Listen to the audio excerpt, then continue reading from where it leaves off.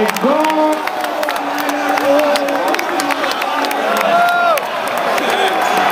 Al 24esimo minuto del secondo tempo, numero 30, il capitano Riccardo Gissi. Treviso 2, Brescia 2.